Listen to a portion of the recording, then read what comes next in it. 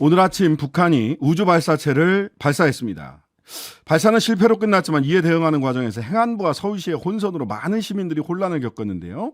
자세한 이야기 전문가와 함께 짚어보겠습니다. 김종대 연세대 통일연구원 객원교수 전화로 연결되어 있습니다.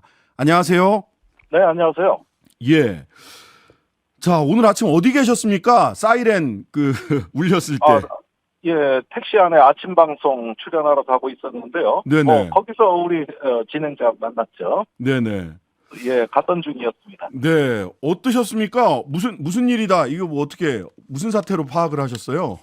예, 아니 저는 북한의 로켓 발사로 예상은 했어요. 예. 그래서 지금쯤 경보가 울리면 분명히 정찰위성 발사할 건데.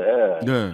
근데 서울시가 노인과 어린이를 우선 대피하라는 그 문구에는 적잖이 놀랐습니다. 네. 아무리 그래도 지금까지 북한이 수없이 미사일 로켓 발사했습니다만은 이런 경우는 처음 보거든요. 네. 그래서 내가 모르는 뭔가가 있을까? 이게 뭔가 우발적인 상황이 있을까?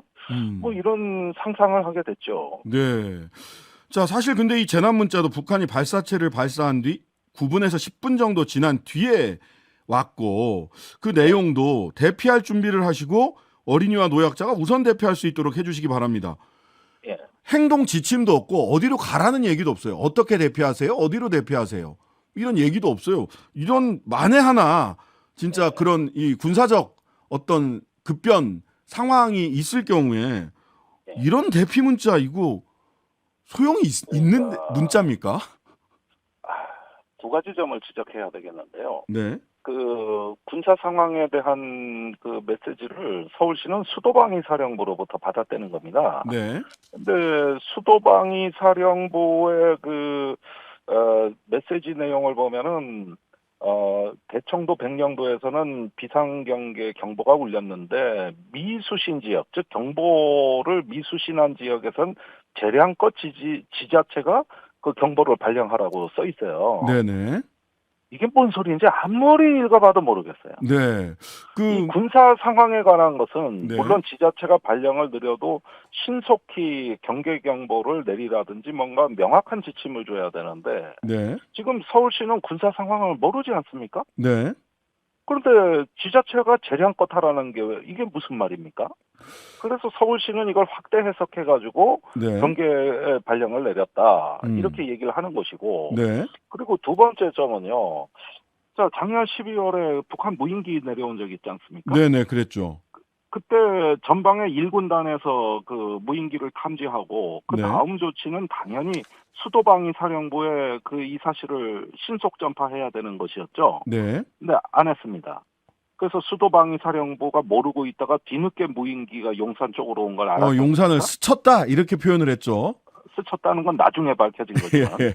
그러면은 당시에는 최우선적으로 조치를 해야 된 수방사에는 통보를 안 했다가 이번에는 수방사가 대응부대가 아닌데 네. 이게 서울로 오는 게 아닌데 이번엔 또 수방사가 엄청나게 그 경보를 빨리 받아가지고 전파했다는 거예요. 그러니까 경보가 필요할 때는 안 올리고 네. 굳이 필요하지 않을 때는 또 과잉 경보 전파를 하고 네. 이거 뭡니까? 앞뒤가 안 맞아요. 아니 이게 실제 만약 진짜 전시 상황이었다면 지난번 그 무인기 때와 지금이 실제 전시 상황이었다면 이거는 정보 전파 체계도 명확하게 정리가 돼 있지 않다는 얘기 아닙니까? 그러니까 이게 일관된 원칙은 없죠. 그때는 경보 발령을 안 하고 이번엔 경보 발령을 했다. 네. 그런데 정작 했어야 되는 건 작년이거든요. 네, 그렇죠. 그때도 이런 식은 아닙니다, 사실은. 그러나 네. 서울시가 긴장해서 상황을 관리했어야 되는데 아니 수도방위 사령부도 모르고 있던 걸 서울시는 알 리가 있겠습니까? 네. 그러니까 이게 보면은 앞뒤가 안 맞고 네. 그다음에 당시에 그 수도방위 사령부가 또 전파가 안 된 거를 과오자를 색출한다 그러면서 엄청나게 조사하고 이러니까 그다음부터는 이번에는 이제 경직돼가지고 네. 그때 그 교훈을 거꾸로 해석한 거예요. 과잉. 그래서 그렇죠. 이번에는 또 조그만 참고 사항이라도 즉시 전파한다. 이렇게 이제 그때와는 정극단의 다른 오류를 저지른 것이죠. 네. 그리고 이 점을 꼭 지적을 해드려야 되겠는데. 네네. 작년 10월에 카카오 먹통 사태 있었습니다. 예, 그랬습니다. 그리고 나서 용산 대통령실에서 범정부 사이버 안전 TF를 구성했습니다. 네. 다시는 이런 어떤 민간의 그 포털이나 어떤 플랫폼들이 이런 어떤 불시에 다운돼가지고 국민 피해를 끼치는 일이 없도록 하겠다. 네네. 그래가지고 범정부 TF를 만들었고, 그때 윤석열 대통령 뭐라 그러셨습니까? 이런 어떤 그 카톡 먹통 사태 같은 건 국가 안보 문제라 그랬습니다. 그렇죠. 그러면 범정부 점검을 했는데 이번에 우연찮게 네. 마비가 됐습니다. 네. 그러면 뭘 점검한 것이죠? 이런 사태를 예방하자고 작년에 온 정보부처 뭐 과학기술부뿐만 아니라 국정원, 검찰, 또 방첩사 뭐 전부 다 불러들였지 않습니까? 네. 아니 그러니까 그러면 그 말씀하시는 거죠. 그 재난 문자 오고 나서 위기 문자 오고 나서 사람들이 포털에 접속해서 이게 무슨 일이야? 했다가 포털이 다운됐거든요. 그러니까 이게 바로 사이버 기반이 무너진 거예요. 예. 그러면은 작년에 뭘 점검했으면, 그리고 사람의 심리가 네. 이렇게 즉시 대피하라는 문자 경보 발령이 내리면 심리적으로 TV를 켜게 돼 있거든요. 그렇죠. 그런데 이런 주간 방송사인 KBS는 아무 얘기가 없어요. 예, 그냥 그러니까요. 자막만 내보내는 겁니다. 예. 원래 매뉴얼로는 정규 방송을 중단하고 네네. 준비된 어떤 매뉴얼에 나와 있는 문안대로 즉시 특보를 내보내야 되는데 네. 그럴 만한 상황이 아니니까 사람들이 그 다음에는 당연히 인터넷에 들어가서 속보를 찾게 돼 있습니다. 그렇죠. 이게 네이버 사태의 전말입니다. 네. 원래는 재난 주간 방송사에서 재난 방송을 시작을 했어야 된다. 재난 사태는 아니고 안보 사태지만 안보 사태. 예, 이거는 이제 충무 사태라 그럽니다. 그 전시 사변 이에 준하는 사태는 이제 군에는 데프콘이고 예. 민간에는 충무 사태라 그러거든요. 네네. 그러면 충무 사태는 각 부처와 모든 정부기관은 매뉴얼이 있어요. 그리고 이럴 때 특보 방송하는 문항까지 작성을 다 해놨거든요. 네. 그러면은 그 정규 방송을 중단하고 그런 특보 방송을 해야 되는데 TV 켜도 아무 일이 없거든요. 네. 단지 자막 몇 줄만 나오는데 그건 우리하고 상관없는 일처럼 비춰지고. 자. 그러니까 이게 서울시의 이런 것들이 정부 전체 공조직이 같이 보조를 맞추지 않고 혼자 돌출 행동을 함으로써 그 초래되는 혼란이 이게 얼마나 심각한가가 바로 네이버 사태로 연결이 된 것이죠. 자, 대통령실은 서울시가 잘못한 것 같다.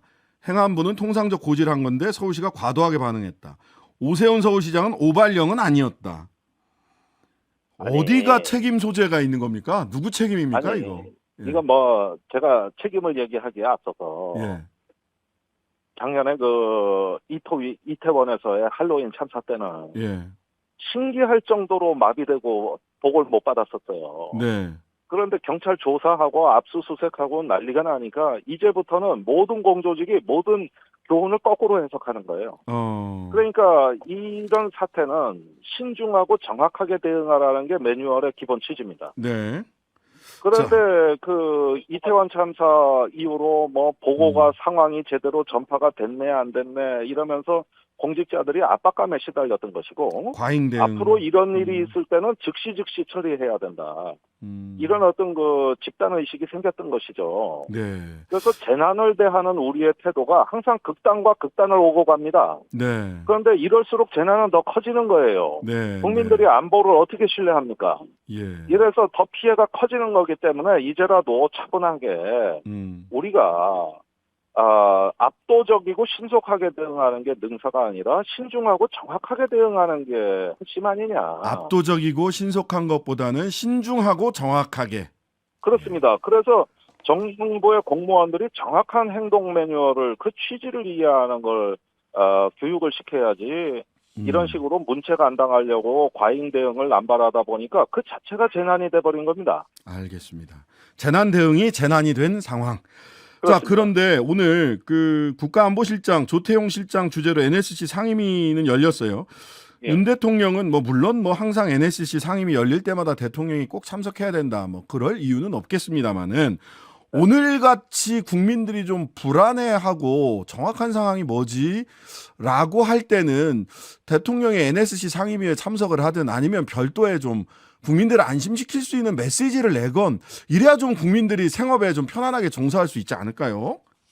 아니 그런데 정치적으로 불리하면 NSC 회의에 안 나오고 어. 정치적으로 유리하고 뭐 강한 메시지를 낼 때는 나오는 이런 패턴이 있는 거 아닌가 저는 의심이 드는데 예를 들어서 지난해 동해상으로 쏜 우리 현무 미사일이 앞으로 나가질 않고 뒤로 날아와서 군 기지에 떨어졌습니다. 그랬죠. 동해 쪽에서. 그때 대통령 메시지 또 NSC 전혀 없었습니다. 네. 그리고 이런 사태에 있어가지고 해명도 늦어가지고 강릉 시민들이 그 다음 날까지도 무슨 일인지 몰랐어요. 맞아요. 전쟁 난 줄 알았었어요. 그때 강릉 그러니까 시민들. 가만히 보면은 정말 국민들이 고통을 당할 때 어떤 그 거버넌스 하나의 책임 있는 정부가 이렇게 어떤 건 무언가 국민 안전을 위해서 책임 있는 행동을 하는 모습이라기보다는 네. 정치적으로 유리하면 나오고 아니면 안 나오고 이런 어떤 일관되지 못한 모습이 보여지고 네. 그리고 또 한 가지는 현 정부가 지난 정부를 비판할 때 북한이 미사일 쐈는데 문재인 대통령은 NSC 참석도 안 했다. 네, 그렇게 이걸 비판했죠. 선거 내내 써먹었거든요. 음. 선거 내내. 네. 그러면은 본인들은 달리 하겠다는 뜻 아닙니까? 그러니까 이런 부분에 있어가지고 정말 우리가 진지하게 이제 이 국민의 안전과 이 사회 혼란의 문제를 정말 진지하게 생각을 한번 해봤으면 좋겠다.